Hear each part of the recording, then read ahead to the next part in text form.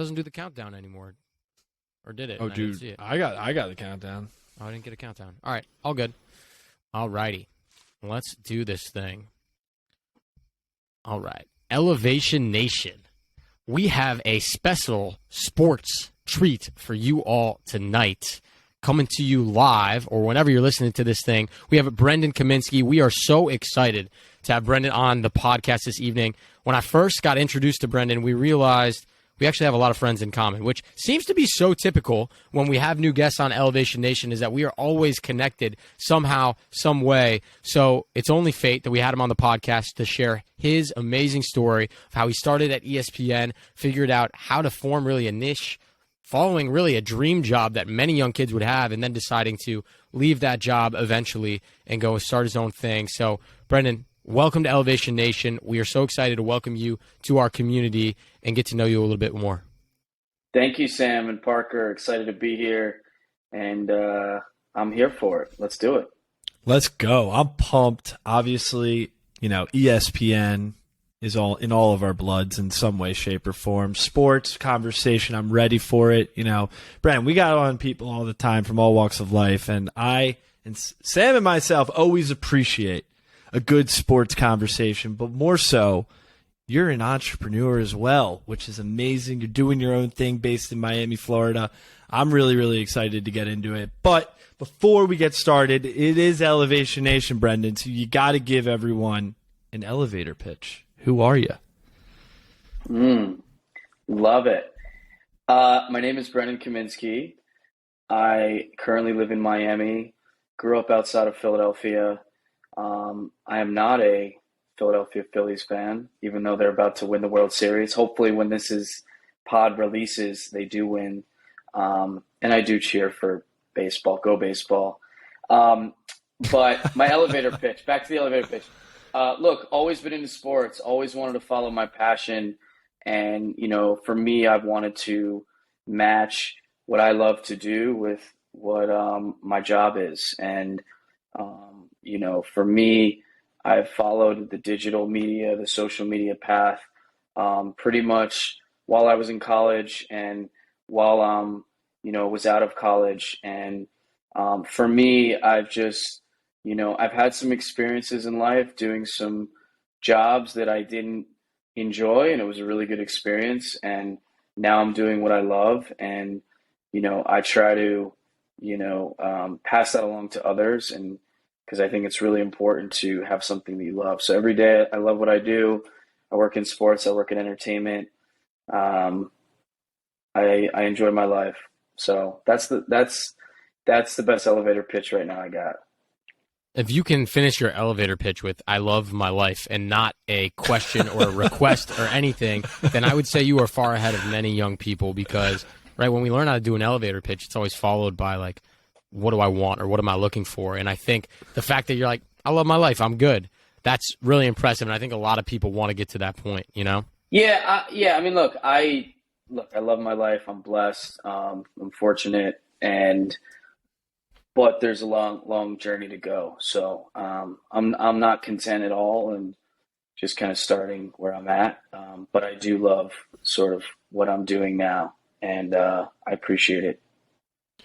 So I love that you were bringing up that you went through some bad experiences, but they were valuable. They were, like you said, they were bad, and then they were like, wait, I got something out of this. They were good. Like, could you talk a little bit more about that? Was that in college where you were in a job where you were just like, this isn't for me? Was it in sports? Was it not? Yeah. I don't know if I meant bad. So if that's the word I used, might not have been the right word, but I think experience that I didn't enjoy is a better way to phrase it. And what I tell people all the time is like, knowing what you don't enjoy doing is almost as valuable as knowing what you do enjoy. It's probably even more valuable. So, for me, one of the first jobs I had was I was working at Bloomberg, and I was doing marketing there. First, I had an internship there. Then I got an opportunity very soon after college. And, on paper, Bloomberg's good for the resume. Good pay out of college, big company. But I didn't care. It was one of these things where I realized I'm like, it's not that I didn't care. I appreciated being there, and I met some phenomenal people there that frankly opened up doors for me. Um, and you never know where something might lead. But I realized like I don't want to be doing marketing in the financial space. I don't want to be working in the financial industry. I didn't really know what I wanted to do. Like maybe people like were like, "Oh, I knew you were gonna end up working in sports. You're always into it." It's like I didn't know that. I mean, I want to do what I love. There's a lot of things I do that there's a lot of things that I love that I didn't necessarily think that it had to be this path. But I think in Bloomberg it was one of those things where I'm like, yeah, I don't want to do this. Like I'm good at Bloomberg. I met some phenomenal people that were able to mentor me, and that was the most valuable part of it. But I think that was a good experience of like, cool, I did it. I worked at a big company, pretty buttoned up. Um, this isn't an atmosphere that I want to continue. So I think And that's this what I was meant. right after college. This is right after college. Yeah, like I started working at Bloomberg about 6 months after I graduated. I had a different job before that, and then I had Got an it. internship going into my senior year. But yeah, this is right after college, like Right after six college. months. Okay. Yeah, So like when was that? Like I feel like everyone has that moment. Like you wake up. I mean, I went through it a shit ton my first year. I was just like, Sam and I work at the same company. Buttoned up corporate company, and we're both in consulting. We're still there. We enjoy what we do, but everyone has that like oh shit moment where they're like, you're waking up and you're like, I got to make a move. I got to make a change. And as a young adult, that can be really freaking difficult too. Like, can you walk us through that moment? yeah, yeah. I'd say for me at Bloomberg, I didn't really have a moment that was like, I need to get out of here. I'm miserable. That was not what it was. It was just more so like I want to be in an environment that feels more technologically advanced. Like I remember talking to someone and I'm like, do you have a cord to sync my phone? I needed like a USB port for my iPhone. And the person was like, sync? What does that mean? Like, and I like the person legitimately didn't know what it meant to sync. He was like, what does that mean? And I was just like, all right, I'm in the wrong place.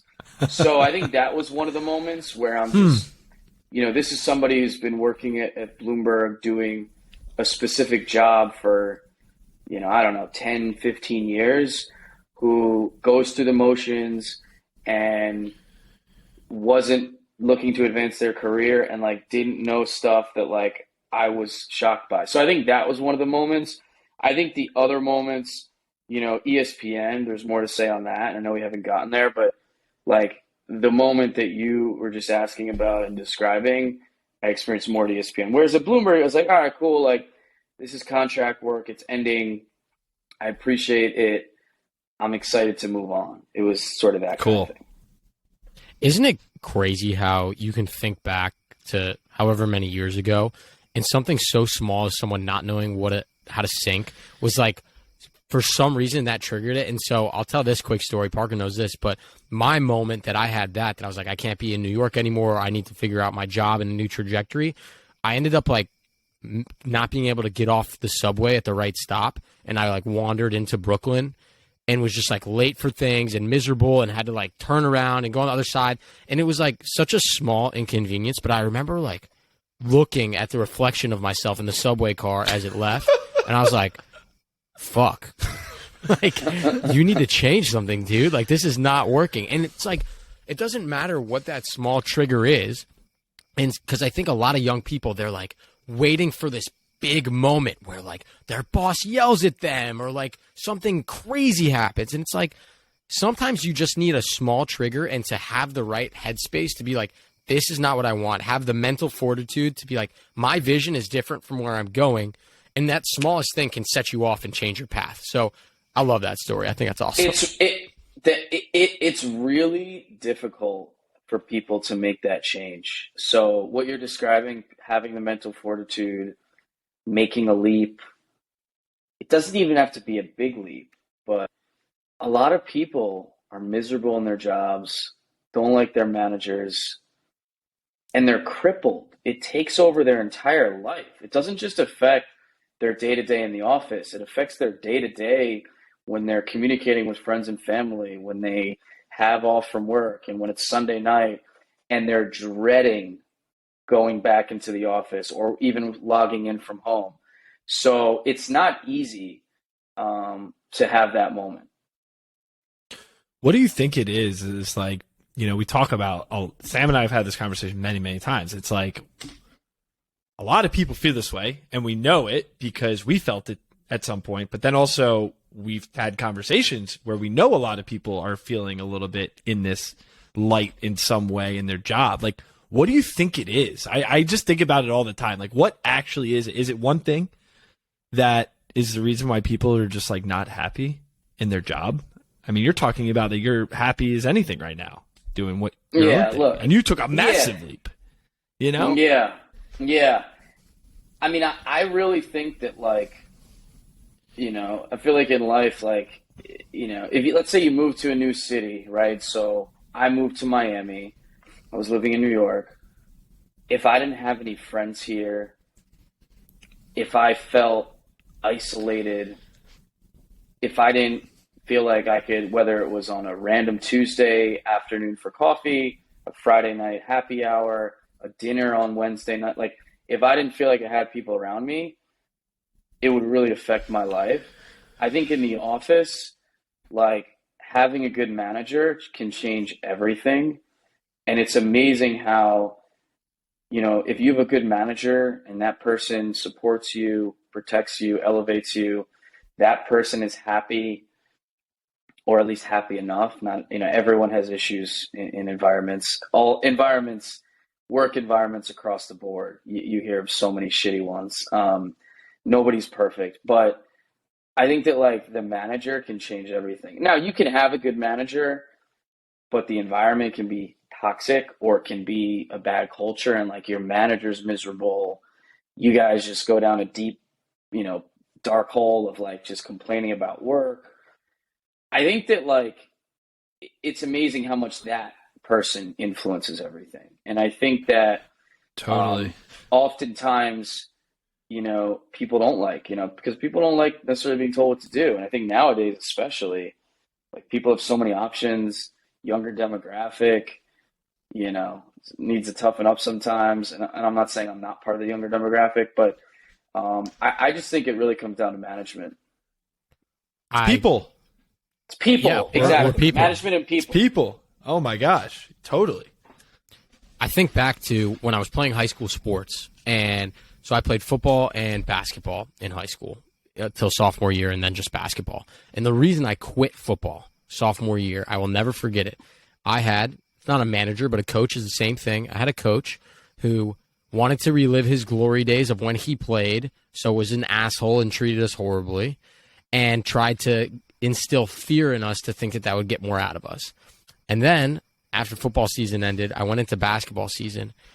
I'm like 5'8" on a good day. They built me up. They supported me. They said my role was bigger than just when I played or was practicing, right? Like, they empowered me to figure out a role that was good, right?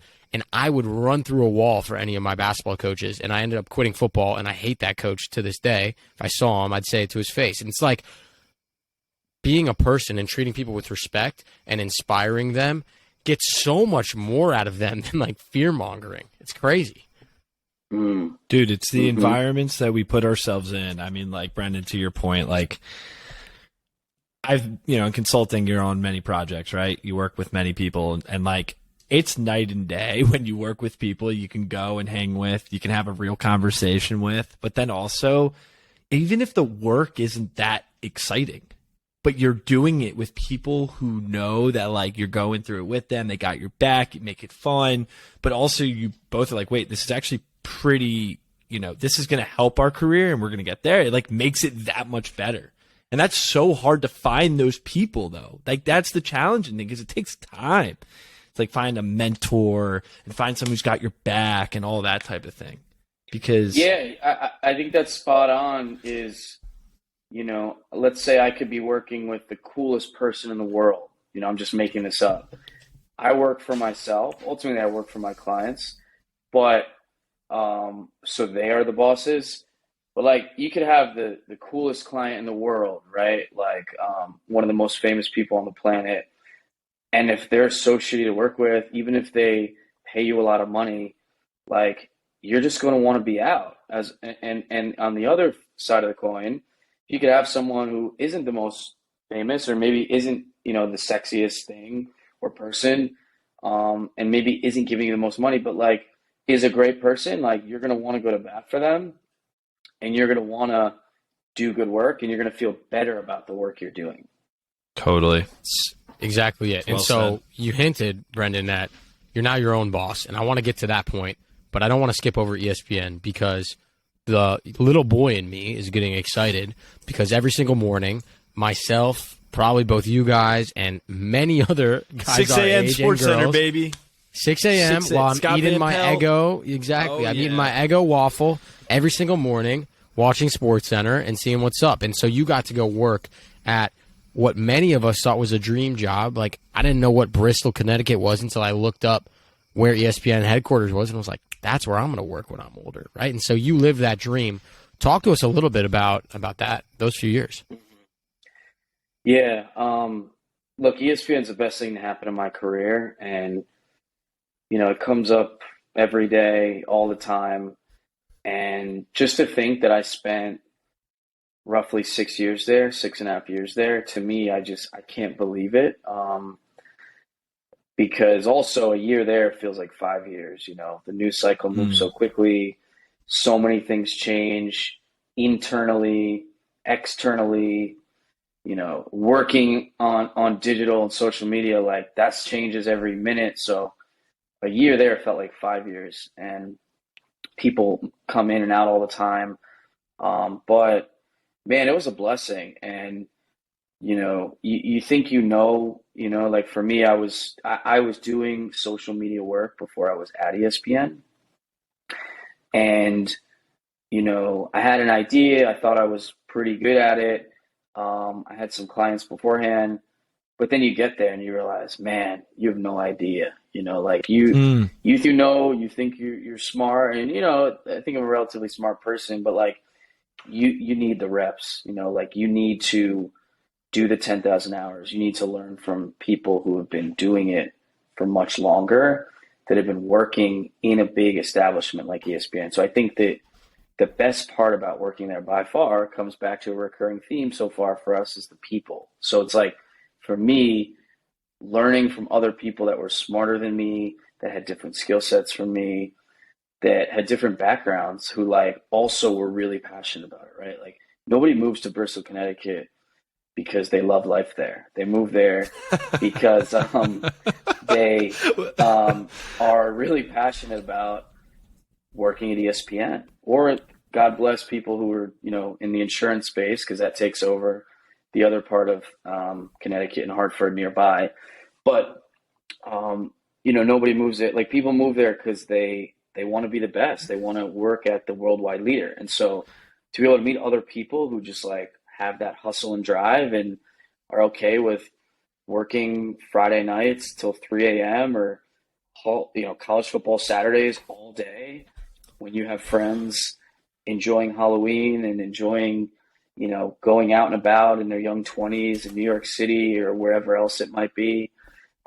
You just have people that have that same mindset. So that's the biggest thing I took from it. And, you hear it all the time. It's like the people, but it really, that's the biggest thing. So look, ESPN, there's so much to say. And, we can go down any, rabbit hole you'd like, but it was, I got a bunch of questions. All right. First one is, I watched this TikTok yesterday and I was going through, it was one of, I forget, it was someone on social media who works at ESPN, and they were asking all the anchors and producers of the morning Sports Center, like, when did they wake up and get to the office, and how much sleep did they get? And a lot of them said, like, yeah, I went to bed at 11 p.m. and I woke up at 3:30 in the morning, and I got here at 4 or whatever it was, and I got 5 hours of sleep that night. And like it was like pretty. They asked like 7 people, and everyone was like less than 6 hours of sleep. I'm like, what? How do they function? 1, how is that even possible? 2, like, are they able to do their job to their like best potential? I mean, because obviously they are. And then 3, you must love sports that much to be able to get up that early in the morning. It's crazy. Did you ever have to do that? So I'd have to work long nights, right? So the first job that I had at ESPN was a social media coordinator for college football. So I would work literally all day Saturday, right? So I'd be live tweeting, I'd be doing the college football accounts, and I would leave there, last game, it was sometimes, 2 a.m. or I don't know, I don't remember the name of it, college football after dark or something. I've become a college football fan, but growing up in Philly, I didn't really care much about college football. You get like what, Temple?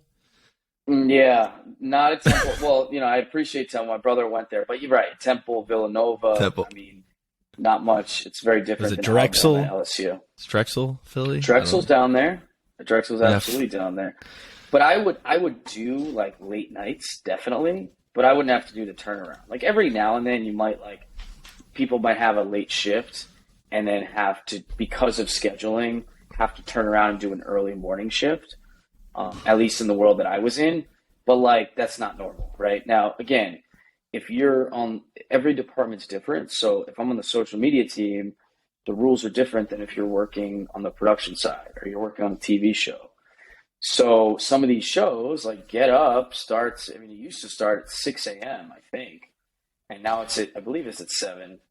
But for production meetings and stuff, you'd have to get up really early. But if you're working on that show, you are done work probably at 2 or 3 o'clock, and then what you watched, I'm not sure exactly what you watched. Look, it happens. You're in production. It's 24/7. It's ESPN. It was a 6 a.m. Sports Center, guys.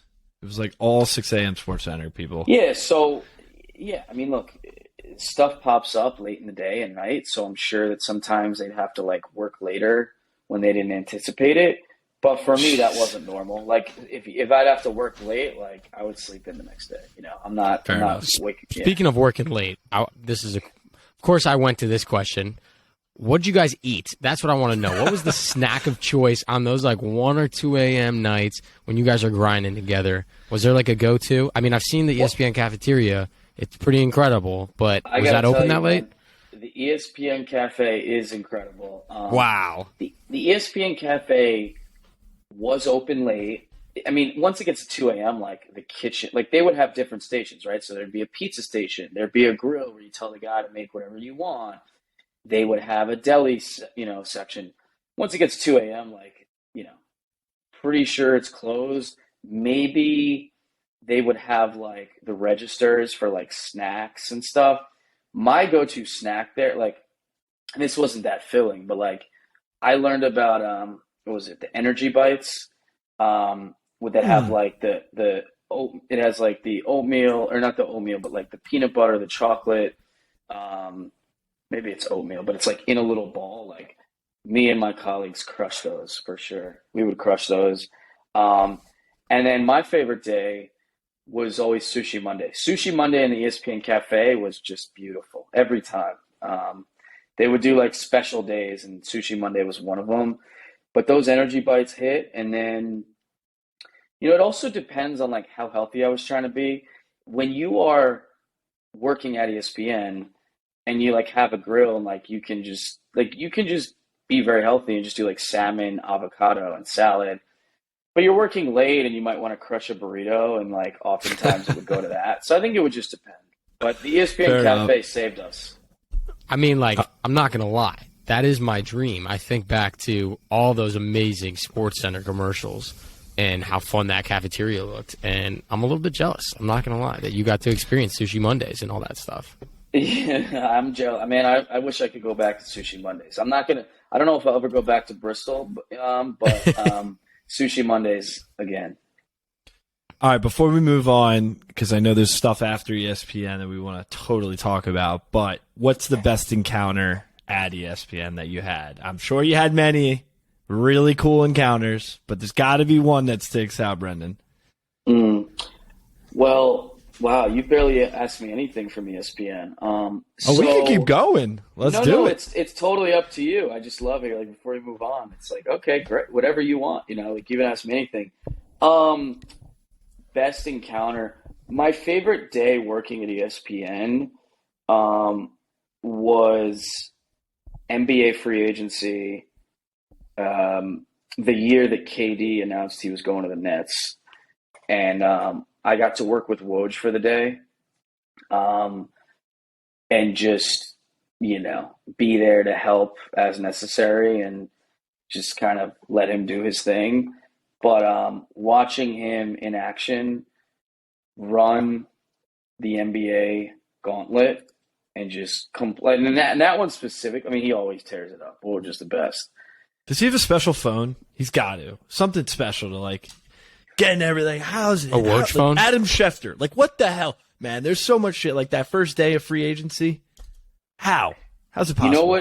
You know what they say is, once it gets to the big days, NBA free agency, NFL trade deadline, NFL draft, whatever it is, they do the work all year round to be ready for those days. Like, going into those days, it's not like you're like sitting there being like, I have to hit up every agent or every like team or player, whatever. Like, they've done the work. Like, they are who they are. On their lap. Like Yeah. they've got, not that they don't crush it and do amazing work like in the moment, but like, you meet these people and you learn that, like, they get scoops, they get special access or whatever because they're special people, and they, are good to the people around them, and people want to give them the scoop, right? It's like I have loyalty towards you, right? So they wouldn't be doing their job well if going into an NBA free agency or NFL free agency, they were like, oh shoot, how am I going to get the big story? Like, they know what time it is. Like, they've been doing this all year round. Like, it's not like they weren't interacting with whoever it is, these mysterious people they interact with, I just think it's crazy that, like, that's their job. Like, they just get the scoop, job. And people hit them up. It's just crazy. And Brendan, so you mentioned that they're special people, right? And so I think it's a nice transition into us talking a little bit about your entrepreneurial journey and bknown. And the reason why Parker and I purposely didn't want to spend too much time on ESPN is because I feel like, probably, I'm making an assumption here, a lot of the podcasts that people have you on, they want to talk a ton about your ESPN time because, again, going back to our childhood, like, that was the mecca, that is the dream. And so while I'm very interested, and we all will get beers and talk more about those stories, you are so much more than just those 6.5 years at ESPN. Those were the foundation that really made you into who you are today, and you being one of those special people now, starting bknown Agency and your own thing. So we are doing this on purpose to give you the opportunity to talk a little bit more about this entrepreneurial side of you and how ESPN kind of evolved you into, again, taking another huge leap and deciding to do something on your own. So can you give us just a quick overview so the people know? Obviously, Parker and I have done our research, but give us a high-level overview of bknown and what you guys do.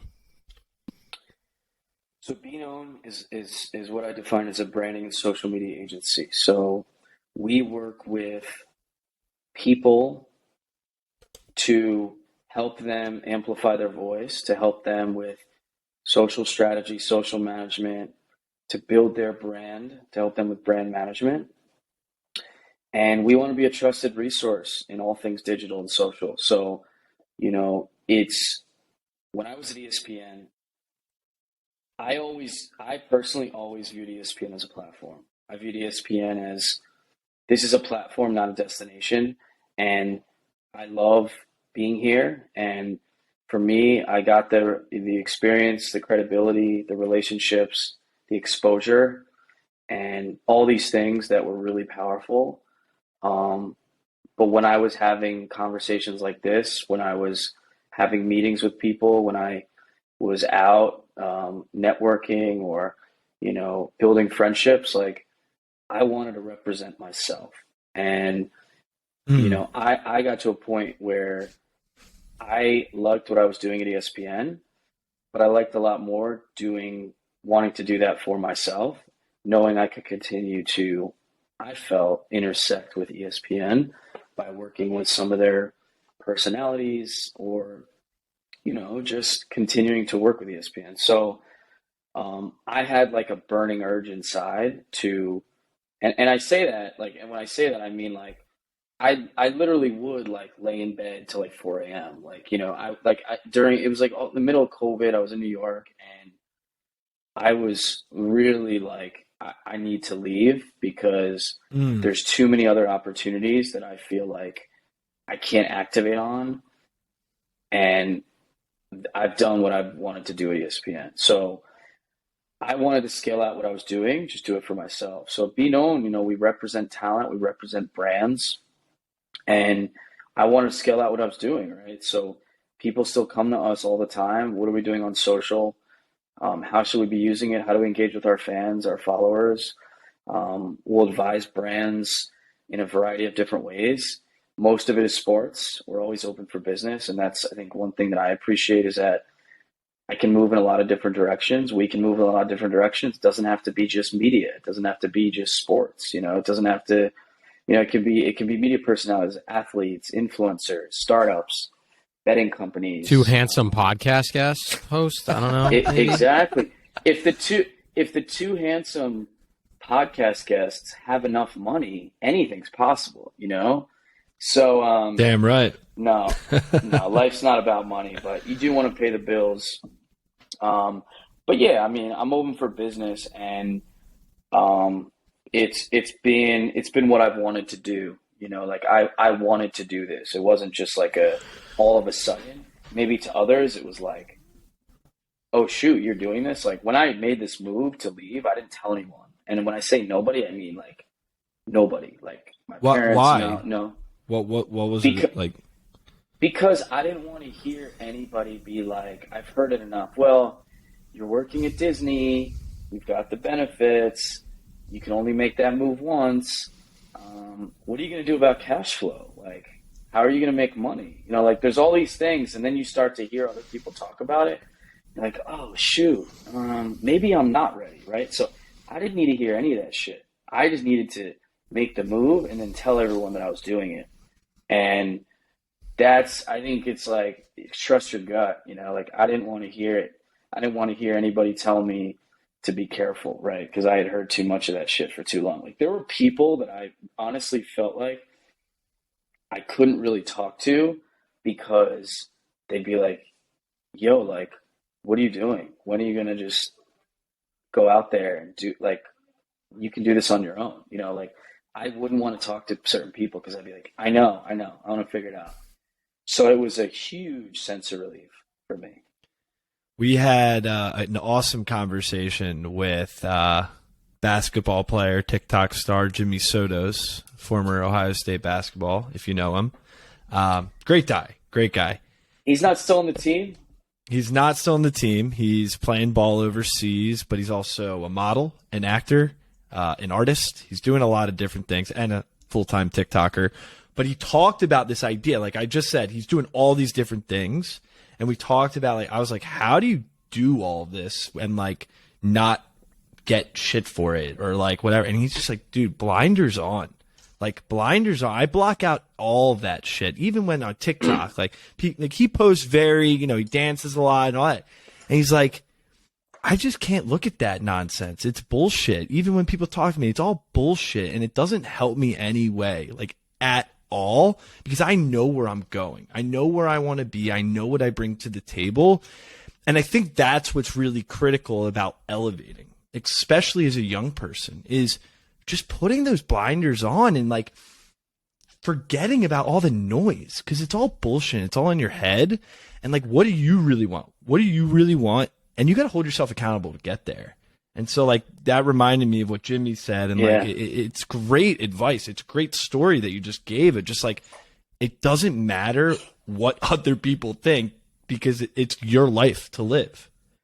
Correct. And, yeah, that's interesting. And it's very similar, putting on blinders. Now, is it important to hear other people's perspectives and get advice? Yes.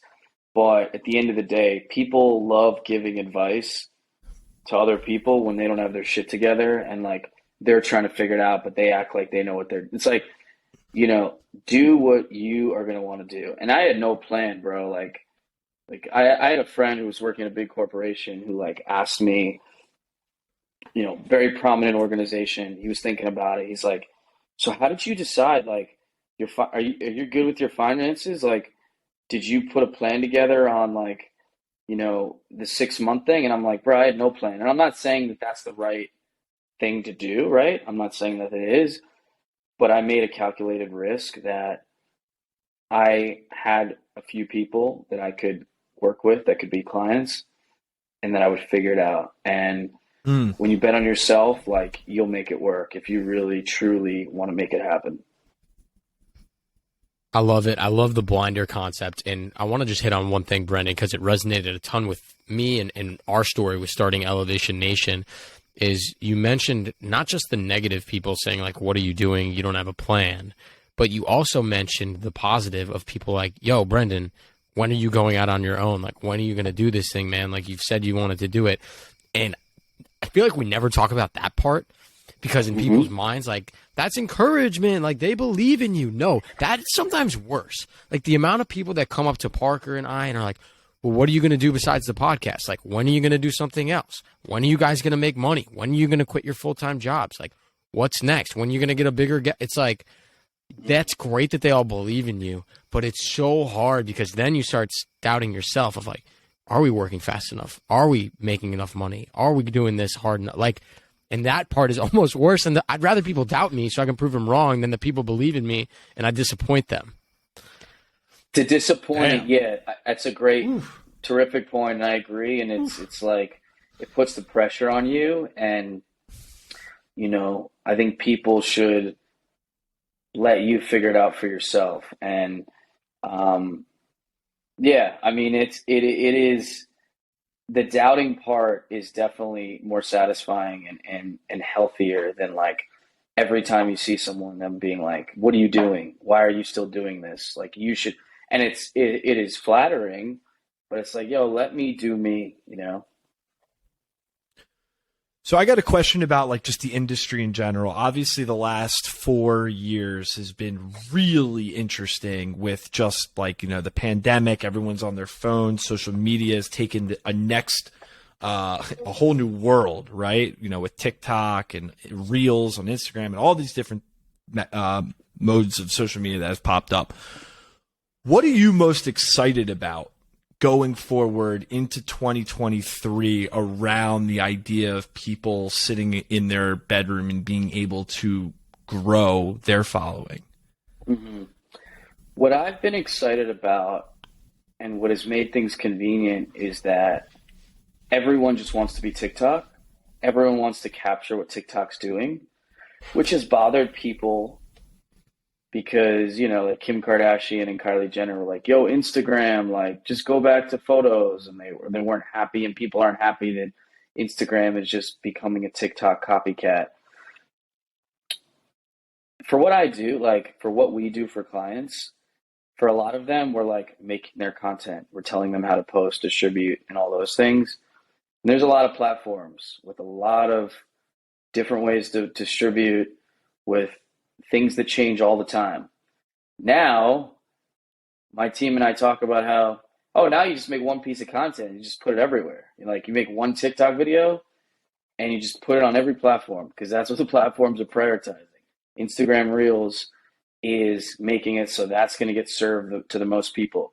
YouTube Shorts is becoming a huge thing for big distribution. I watched an interview with Mr. Beast a few weeks ago where he talks about where he could see a world where like YouTube just be like a lot of people's, strategies could be just shorts, which saves you a lot of time and doesn't mean you have to do a super, you know, 25-minute video that's shot really neatly. It doesn't mean that the short form content shouldn't be produced, but I have kind of appreciated the fact that the best things that are working is like vertical video, short form storytelling, and everyone's just copying each other because, what I always preach and what we've always preached is just like every platform's different. The way you distribute on every platform is going to change, and you have to be an expert at every platform. But now, if it's just like make a video and, touch it up here and there, it's efficiency, and it saves time. So I'm excited to see how that develops. Mm.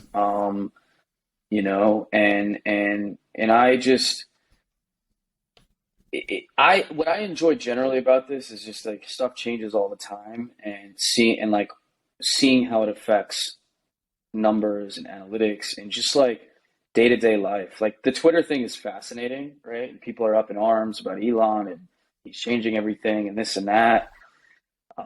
It's a fascinating time, because one tweak, one change that Elon makes could drastically affect the work that I do for clients. So I appreciate an ever-changing industry.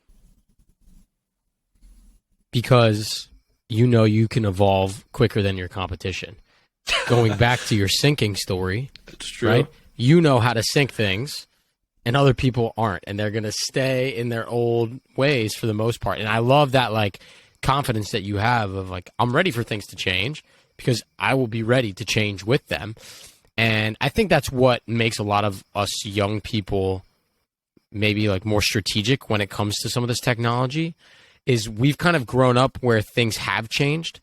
It takes some other generations a little bit of time just to get up to speed on an iPhone, and then the whole interface changes. Something weird happens, and then they feel like they're starting from scratch. Where with us, it's almost this intuitive of like, we know there's something new coming. Like that's why we don't memorize everything. We learn the intuitive nature of it, and then we adjust. And so that's what I think is going to be cool with social media in particular moving forward as well. Worst thing to happen, hold on, before you go, Brendan, I'm just saying the Yep. worst thing to ever happen in technology over the last 20 years, obviously there's a lot of things, and this is a joke, but iTunes just getting shut down, and like all of the music that I downloaded on LimeWire, like my library was like 4,000 This is a public podcast, Parker. Sorry, hand-picked, like great stuff. Boom, Downloaded Spotify, totally legally, right? Yeah, totally. Like all from like YouTube and everything. But now it's all gone. Like I got to find that. And I don't know. I'm never getting that back because I use Spotify. I've adapted. It's better. It's easier, whatever. But I still You have miss no that choice. library. There you go. No choice because iTunes isn't even a thing anymore, I feel like. Sound like a grumpy old man. I'm just saying. That's not cool. Your question on, I think your question that I answered on the short form content was what I'm most excited about, right? Yeah. I think that I'm most excited, like I'm working a lot on the talent side. And I think that influencers just rule social, like brands have money and, brands have big distribution outlets, ESPN, big distribution outlet, big brands do. But to me, as time goes on, personalities are driving the power, and personalities are brands. And I think I get inspired watching YouTube videos, seeing self-made creators, and just seeing a creator economy full of people that build opportunities for themselves without needing to rely on very large institutions, and having them be able to decide what the big institutions should do.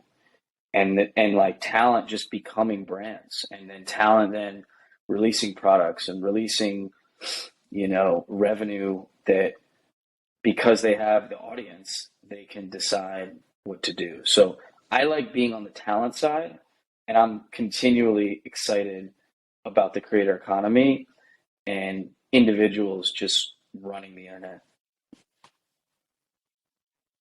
It's going to be an interesting world out there. I'm excited to see what personalities come up with next and how things go on trends. Admittedly, this is where I struggle immensely as I get uncomfortable with us becoming our own brand and us needing to be personalities and do social media. So it's something I'm working on, but we're growing and we're learning, and that's what's really exciting. But Brendan, I want to ask you just kind of to wrap up a little bit on the entrepreneurship side and learn a little bit more about you as a person, right? We talked about your experiences and going from a normal job in New York to Bristol and now to your own thing in Miami.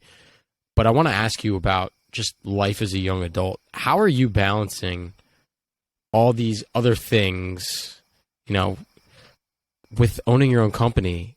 It seems that that's the only thing you can focus on for a lot of the day. How are you able to turn it off? Or do you not?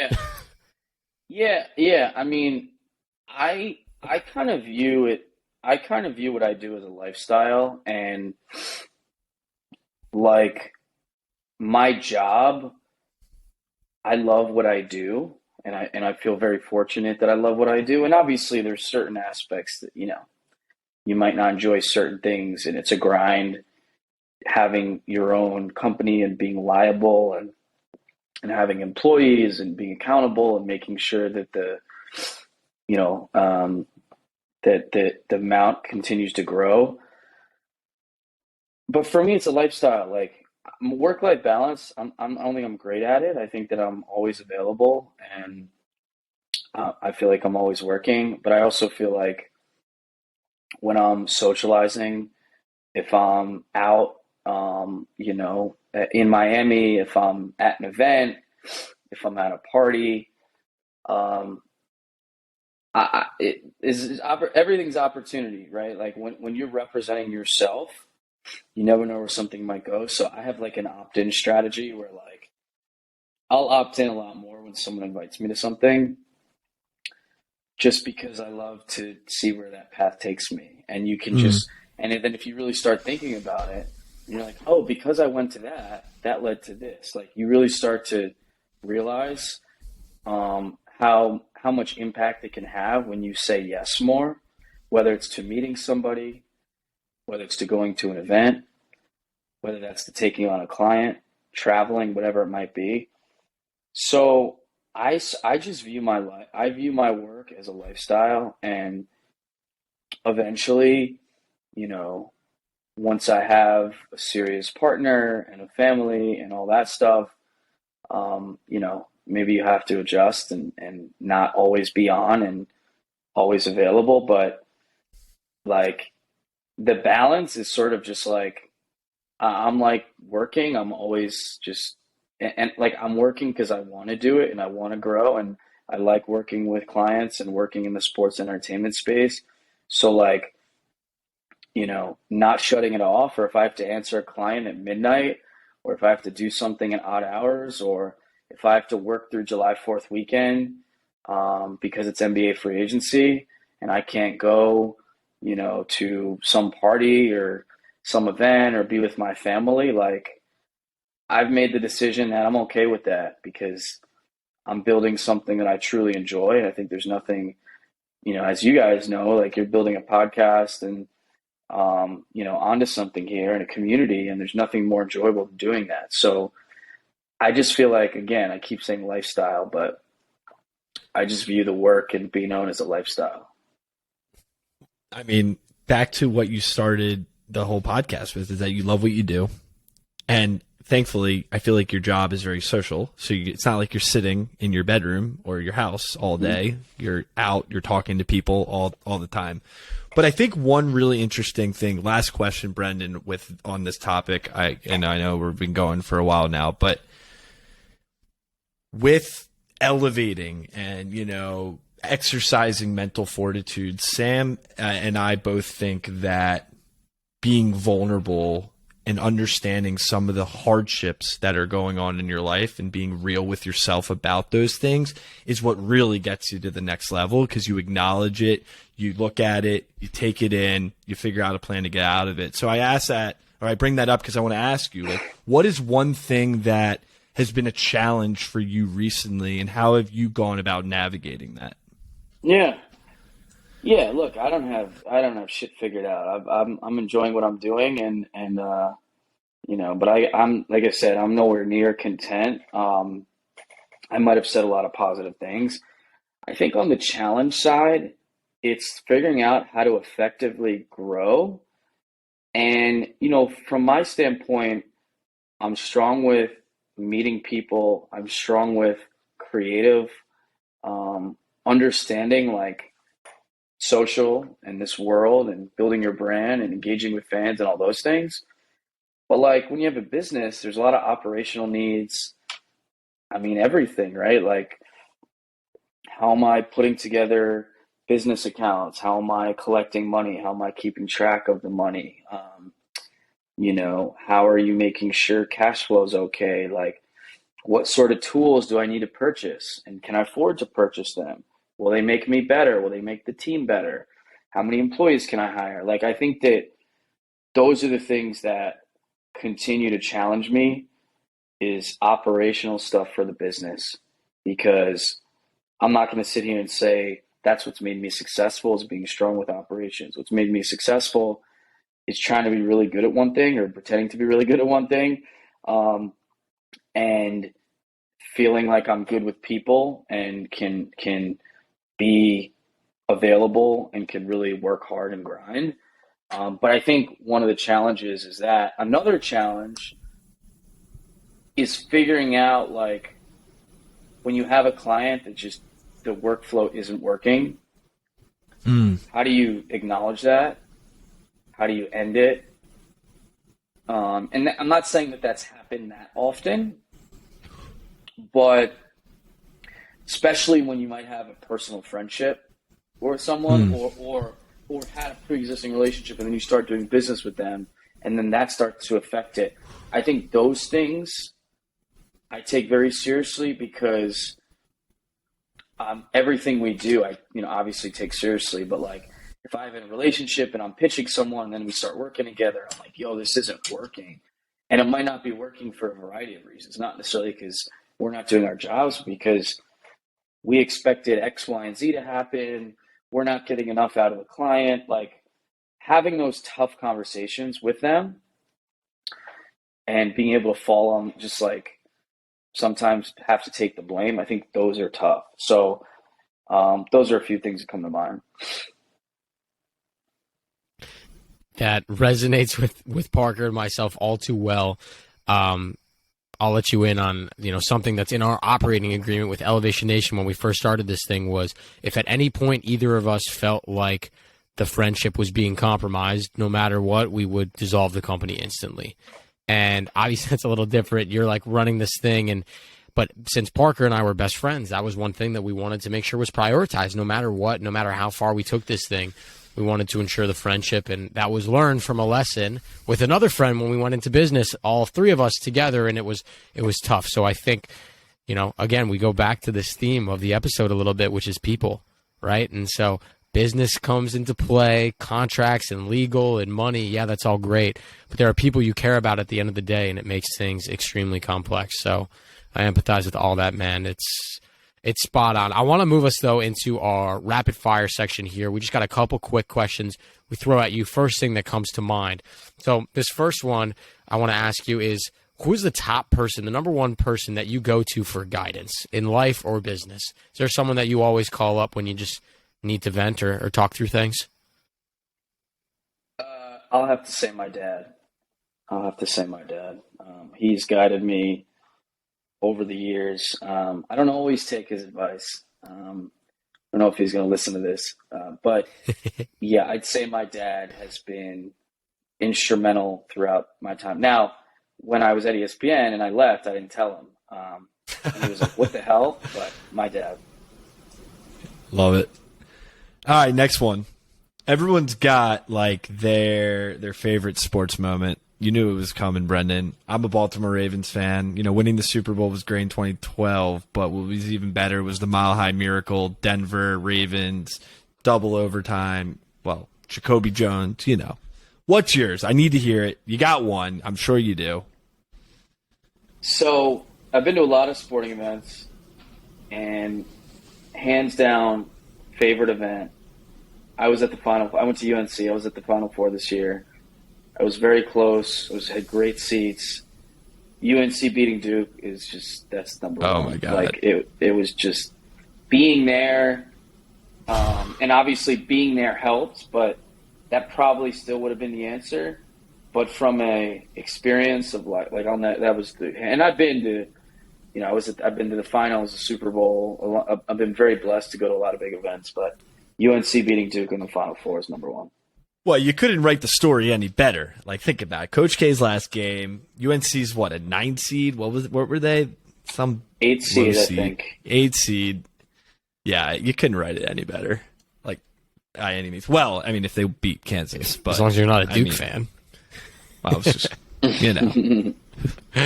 All right, Duke. last rapid fire for you, Brendan. What's your a book recommendation you have for Elevation Nation, if any? Give Parker and I love Take to by read. Adam. Give and Take by Adam Grant. Parker was just talking about Adam Grant the other day on some article. Big fan of Adam Grant. You know the book? You read it? No, I haven't read read it. No, I'm adding it to the Goodreads list. Give and take, bro. I live my life. It changed. And Adam Newhouse, there's no way he's listening, but he's the one who told me to read that one, and I give him the credit. But that book really affected me positively. Well, Adam Newhouse, we're going to send you this podcast. Now you're going to have to listen to it because you get a shout out. Same with your dad, Brendan. Like you said, they might not listen. They're going to have to now. We're going right there. Well, find it up. I'm not sending to them. We'll see if they're just natural followers and fans. And How much do they really love you is the real question. Exactly. That's what I'm trying to say. You said it better than me. All right. I love it. After our rapid fire, we have our favorite segment, our final question here. At Elevation Nation, we ask every new member of our nation, this is kind of your pledge process, a mental motto, a phrase you live your life by. And we haven't had the same one yet, 190-something episodes in. So no pressure. But, Brendan, what is your mental motto? How many episodes? I'm going to answer, but how many episodes did you just say? So this should be, 190-something, Parker? When this is 192, I think. Oh, you weren't kidding. You weren't kidding. When you said I was not kidding. Got it. Motto is you only have to be right once. Okay. Walk us through that. Let's hear. Let's walk us through that. You only have to be right once. So you could have a million different jobs. You could have a million different clients or projects. You could have 25 different girlfriends, but then the 26th becomes your wife, or the 10th job, you hit a home run, you figure out this is what you've always loved. If you're an investor, you make a bunch of investments and then one of them makes you a multimillionaire, or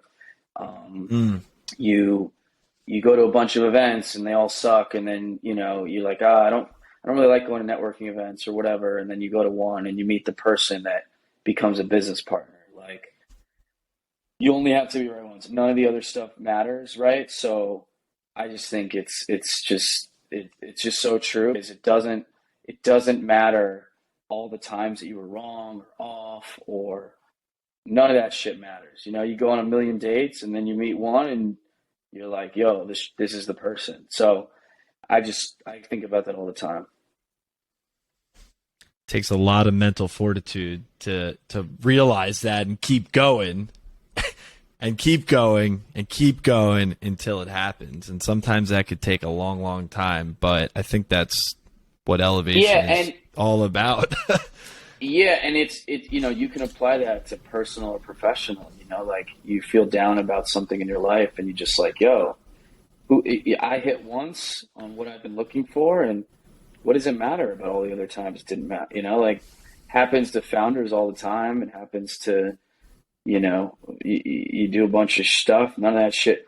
People only remember so many people have failed. Many, like Michael Jordan has said, I failed. What was the quote? I failed a million times, but that's why I succeed, or something like that. It's only about that. You only have to be right once. Absolutely love it. Thanks for sharing that, Brendan. That's a great mental motto. We wrote it down. Also, I just bought the Adam Grant book. That's usually what I do. Get the book, buy it, and then my girlfriend gets angry because now our bookshelf is overflowing with books. That's another conversation for another day. So a lot of books, as you can imagine. So we've been through a lot of episodes. Wow. That's but amazing. I try to read a lot. Sam does as well. But cool. So, Brendan, I mean, we're an hour in. All I got to say is thank you so much. Like, listening to your story, and honestly hearing about your time before ESPN, how you got to ESPN, and then life after ESPN and what you're doing now. It's really cool, and it's really inspiring to hear how, a young adult, someone who, you're chasing your dreams every day. And while you're realizing it, you're going to these amazing sporting events, probably meeting incredible people. You're just getting started. There's so much more to be had, so much more elevation, as you were talking about. And I think that's really, really cool because, I think sometimes we think of things as a start and an end. And it's a start, and it just keeps going. You and me both, man. We're all just starting. No doubt. All right, Elevation Nation. Until next week, peace. That was awesome, Brendan.